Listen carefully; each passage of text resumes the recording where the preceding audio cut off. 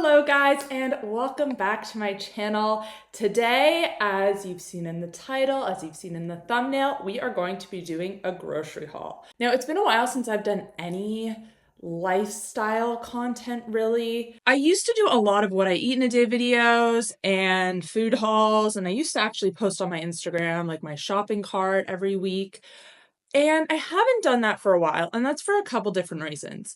I actually talk a bit about this in a podcast episode that I filmed yesterday, but it should be out before this video, where I'm talking about diet changes that I've made personally. And I guess this is part of the reason why I haven't done too much lifestyle content in the last couple of years, because my nutritional needs for my goals are different than my community's. Most of the people who are subscribed to my YouTube channel, they're looking for information on improving insulin resistance, on losing weight, on controlling blood sugar. That's kind of the demographic. Whereas personally, my goals and what I'm fueling for with nutrition is more athletic and performance-based. So I'm going to link that podcast episode up above because I talk about some changes I've made. And I guess really the main one is that I'm just incorporating more carbohydrates in my diet. And especially around exercise, some more simple sugar, if you will. Things like honey, which you might see here. Now, the principles of how I eat, they've been the same for 5, 6, probably 7 years. I've been eating a mainly animal-based diet, as you can probably see here, the meat, the dairy. What else do we have? Is honey animal-based? We have some, that's debatable. We have some butter, we have some eggs, we have some sardines.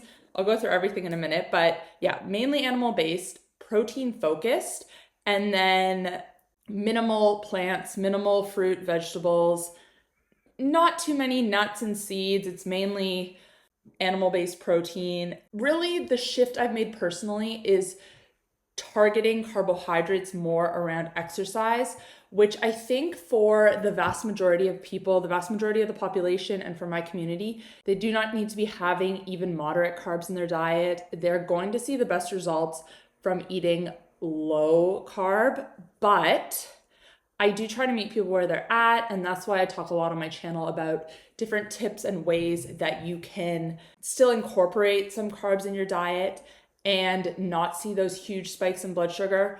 But at the end of the day, low carb is going to be ideal. Now, all that being said, I'm going to show you my grocery haul today. Again, watch that podcast episode after this or before this, pause this video. Make sure you come back though, to get a little bit more context on changes I've made and why I made those changes. Again, it's mainly athletics based. And I know people will say to you that they can perform high intensity exercise on a low carb diet. Personally, I tried that and I do feel a lot better. I notice noticeable, measurable improvements when I do incorporate carbs before and after exercise. So I'll talk a little bit about that today, but how I'm eating, the principles are still the same for everyone. No matter if you're trying to reverse insulin resistance, no matter if you have athletic goals, no matter if you're trying to lose weight or gain weight, there are different, I guess, ratios in terms of macronutrients. I don't recommend like tracking macros strictly, but that's where the variation comes in depending on your goals. But the basics and the specific foods, they're the same. All right, let's get started. And I'm going to start off with what should be the staple of everyone's diet, and that is meat, and specifically red meat. So here I have some grass-fed and finished beef mince or ground beef, depending on where you live. I usually get all of my meat and most of my seafood from Butcher Crowd. You guys have probably heard me talk about their subscription service on my channel before, but in between deliveries, if I run out, then this is my go-to. So ground beef, obviously you can use this in a million different ways. Cook it as is, mix some eggs in, make burger patties, anything like that. Next up, we have a couple of porterhouse steaks. Love these. Same thing, protein should be the center of every single meal that you eat, no matter your goals. Bare minimum, you want to be getting 30 grams of protein, but ideally that should be closer to 40 or 50 grams. So probably, I think there's like 2 steaks here. So probably like half of one of these steaks is going to be 30 grams. So this full steak would be 60 grams. It's actually a little thin, maybe like 50 grams for this. I did a video a few weeks ago talking about different portions for different foods and how much you have to eat in order to reach 30 grams of protein, which I'll link above. That's just an easy resource without having to like weigh anything. So you know that if you're eating at least those portions of those foods, that you're getting at least 30 grams. For red meat, it's about like the size of your hand. That is 30 grams of protein. Now, other protein sources, what else do I have here? I do have some sardines. Always get them in spring water and not in vegetable oils. If you can only find them in oil, then get olive oil. But even still, quality can be a little bit questionable. Great source of bioavailable omega-3s. That's why I try to have sardines or some sort of cold water oily fish at least every couple of days. If I'm not getting it in through food, then I will take a cod liver oil supplement. And speaking of cod liver oil, I actually have cod liver. Now, this is really hard to find in Australia, at least. There is one grocery store, which luckily enough carries it near me. So I'll pick it up every once in a while. It isn't the cheapest, but this is so high in omega-3s. And you only really need a tiny little bite of it in order to get a huge dose. Honestly, it sounds gross. And I know if you've had cod liver oil before and if it's been off, that's probably scarred you. This does not taste like that at all. It's really, I don't know. It's hard to explain. It's kind of like, it like melts in your mouth. And if you just put a little bit of salt on it, I will probably have about a third of this tin at one time. I'll just put some salt on it, take a couple of spoonfuls, put it in my fridge. Next day, same thing. Next day, same thing, and then it's done. I don't really know how to incorporate it into cooking or into meals. I guess you could add it with some scrambled eggs, something like that. If you guys have any recipes for cod liver, send them my way. And then obviously another protein and fat source is pasture-raised eggs. My favorite food. The yolks have so much nutrition in them. The whites are a great source of protein. So many ways to eat them. I eat eggs almost every single day. Now we have a couple dairy sources here, which I've been incorporating a bit more of. There's been a whole craze online recently of people who have been making different recipes with cottage cheese. And I do think cottage cheese is good. It is obviously very high in protein, and if you can incorporate it into your meals, I do like scrambling it with eggs. That's a great way to up the protein content if you're eating something like scrambled eggs or an omelet. However, there are some additives which probably not the end of the world, but if you're trying to eat all whole foods, most brands have a few questionable things in there. So what I've been buying is quark. And this is basically the same thing, but it doesn't have any additives. It does have a little bit more fat in it, but we're not afraid of fat around here. Fat is good. Fat is healthy, and especially fat from dairy. It has been shown in many studies to have lots of benefits, overall health, longevity, all of that. So this is another recommendation I have, something that I love and eat probably almost every day. I do have some goat cheese too. Again, dairy and cheese specifically, good source of vitamin D, good source of vitamin K2, good source of calcium. Those three together you want to consume together because that increases absorption. If you just take a vitamin D3 supplement on its own, or a K2 supplement or a calcium supplement, your body isn't going to be able to absorb much of it. You need to have all three together. And that's one of the things that dairy is really great for because it has all three. Then I just have some plain yogurt. I go back and forth between choosing a Greek yogurt, which does tend to be a little bit higher in protein, and just getting a full fat plain yogurt, you want to avoid anything that's flavored basically, because when it's flavored, it just has a whole bunch of added sugar in it. So buy your yogurt plain, and then you can add things like berries for a little bit of sweetness, or depending on your goals, a little bit of honey. So I guess we'll cover just the rest of the dairy next. So I have some grass-fed butter, a staple, good for cooking anything at low temperatures, good for scrambling eggs, good for just topping a steak. This plus this, so good. Such a deadly combo.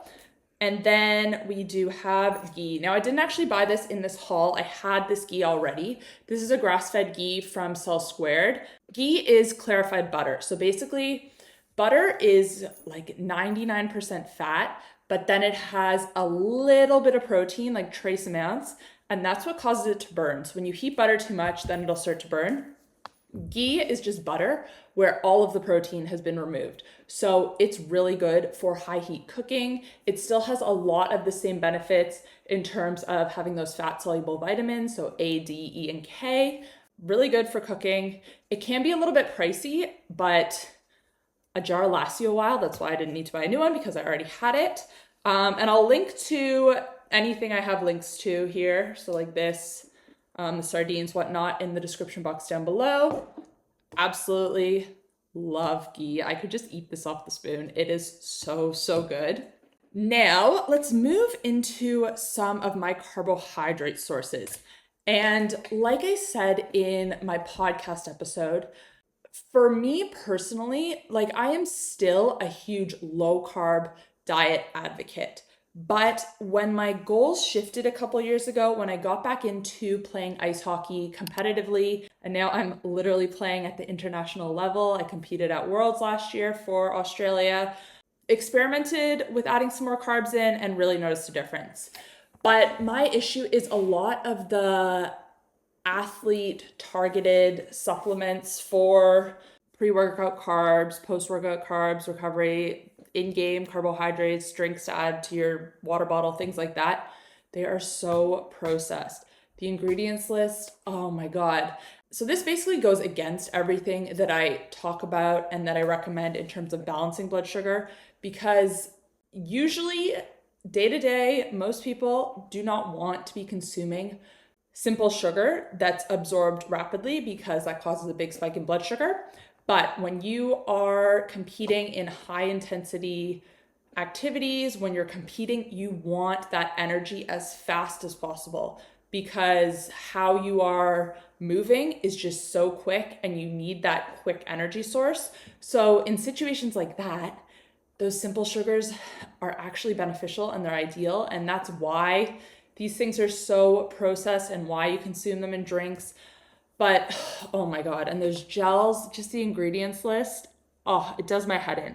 So that's where whenever possible, like I will still have those things occasionally. Sometimes in between periods, I'm like, I just need something. Even like lollies, gummy worms, I will reach for those, because in those situations, it's like, I just need that sugar so fast. And I am very metabolically flexible at this point. I can go long periods of time relying on fat for energy. I did endurance cycling for years. I could do a fasted 100-kilometer ride, which took like 4 hours. So I'm good at burning fat for energy, but when the intensity is that high, you can't use fat for energy because your body isn't able to pull from your fat stores that quickly. So some carbohydrate sources I like. Berries. Blueberries are relatively inexpensive right now, so that's why I chose these. They are actually a lower carb fruit, so I do recommend them for anyone who is trying to control blood sugar as well. Berries are great, but they do contain some carbohydrates, and depending on how many you eat, it can add up. Now, another carb source that I've recently been liking is dates. And I have just plain ones here, and I also have ones that are just rolled in coconut. So there's no added oil or anything. It's literally just dates and shredded coconut.